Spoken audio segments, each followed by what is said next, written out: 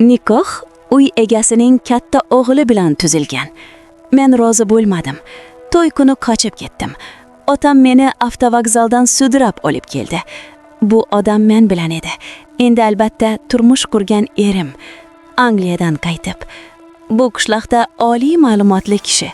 Ko'zlarida chaqnash, burun uchida chidab bo'lmas yonish hissi. U menga o'tkir ko'zlari va sog'inch bilan qaradi. U buni qilishga qodir. Men endigina 18 yoshga to'ldim. O'sha kuni mahalla bolalari bilan o'ynab yurgandim. Haqiqatdan ham turmush qurish juda shoshilinch edimi? Bu odam mendan 12 yosh katta. Umuman yaxshi emas. Qishloqqa kelishi bilan Barqat amakiga shapaloq urdi. Jinoyat, u menga choy bermoqchi bo'ldi. O'sha kuni u Shafiq Buxayni ham kaltaklagan. Hozirda u otasining biznesiga qaramoqda. U yerni to'liq egallab olgani yo'q. U qilgan ishini endigina boshladi. Ko'ksimga tosh bosgandek ovoz chiqardi. Otam shafqatsiz, lekin bunchalik shafqatsiz bo'ladi deb o'ylamagandim. Haqiqatdan ham qizini shunday zolim ayolga berishi kerakmidi? Men senga yangilanishingni aytmadimmi? Odamlar momoqaldiroq tovushidan qanday qo'rqishadi? Siz hayratda qoldingizmi? Men ham xuddi shunday hayratda qoldim. Gullar bilan bezatilgan ulkan uy, gullarning hidi boshimni aylantiradi. Miltillovchi oq chiroqlar, qanday yorug'lik. Men yuzimni parda ortidan biroz ko'tardim. Tog' turibdi, mening ko'kragim qattiq. Men kiygan oq panjabi hammasi aralashib ketgan. Javobimni ololmay biroz tanbeh berdi. Nima dedim Nayan? Mening ismim Nayan, Tasnuva. Biz uchrashganimizdan beri u meni doim Nayan deb chaqirardi. Meni 2 marta tanbeh qilishdi. Biroz oldin uni avtovokzaldan olib ketayotganimda u menga tarsaki tushirdi. Men unga shunchalik yolvardim va bu odam meni urdi. U meni xafa qildi. U menga uylandi. G'azab va qayg'udan baqira olmasdim. Ovozim qo'rquvdan bo'g'ilib ketdi. Sen ahmoq. Mening jag'im qotib qolganini bilasizmi? Bo'lgandi. Oldinga kelib qo'limdan tortdi. U qo'pol qo'llari bilan jag'imni mahkam ushladi. Shu jumladan parda ham. Og'riqdan ko'z yoshlarim yonoqlarimdan dumaladi. Men yig'ladim. Men seni hech qachon erim sifatida qabul qilmayman. Bo'lishi mumkin emas. Sizni qabul qila olaman deb o'ylaysizmi? Seni menga uylanishingga majburlaganimdek qabul qilaman. Endi boring, o'zingizni tozalang. Lablarim yorilib ketgan bo'lsa ham ko'z yoshlarimni tiyib turdim. Men o'sha qonga to'lgan ko'zlarga qarash uchun ko'zlarimni ko'tardim, lekin nigohim pastga tushdi.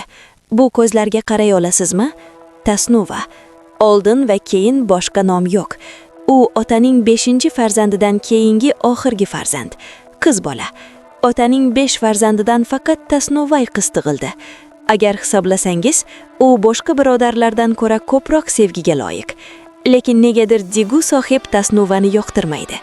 Sababi u 5 nafar farzandining hammasi ham o'g'il bo'lishni xohlagan. Lekin nima bo'ldi? To'yning ertasiga to'y bo'ldi. Tasnuvarning uyidan hech kim uni ko'rishga kelmadi. Yig'laganidan ko'zlari allaqachon shishib ketgan edi. Kecha o'sha odam uni hech narsa qilmay to'shakda ushlab olgan edi. U ertalab soat 12 gacha ko'kragini ko'kragiga mahkam bosib uxlagan edi. Qanday uyatsiz. Tasnuva yana yig'lab yubordi. Uning kichik hayoti, o'sha hayotni qayerdadir ota o'z qo'liga olgan. Murtazo, ovqatlaning ota. Tasnuvaning qo'li to'xtadi. Nonni og'ziga solib qo'ymoqchi bo'lsa ham tovaga qo'ydi. Erkak kelib uning yonidagi stolga o'tdi va u bilardi, to'g'rimi? Qaynotasi tomonidan tayinlangan kursi bu Murtazoniki edi. Murtazo hamisha o'sha yerda o'tiradi. Tasnuva chap qo'lining barmog'ini o'zining qo'pol barmog'iga bosib, Murtazoning qulog'iga "Senga yangiligim bor" deb pichirladi. Tasnuva cho'chib o'girildi. Bilishimcha u kechadan beri hech narsa xato qilmagan, lekin javob yo'q edi. Tasnuva odamning qistovi bilan ozgina ovqatlanib o'rnidan o'tdi. 100 nafar odam ovqatlayotganda barmoqlarini qattiq bosdi. Basar nataning gullari polda dumalab turardi. Tasnuva xonaga kirganidan keyin Murtazo ham ortidan ergashdi. U baland ovozda buyurdi: "Xonani tozalang, tez qiling, qo'yinchi. Qani, nega bu odam menga shunday qaraydi? Menimcha u meni tashlab yuboradi. U allaqachon meni kaltaklagan, tarsaki uradi, ba'zida u yana meni haqorat qiladi. Murtazoning tili yaxshi emas. Uni birinchi marta qachon ko'rgansiz? U maydonda Shafiq Bixayni kaltak bilan kaltaklagan.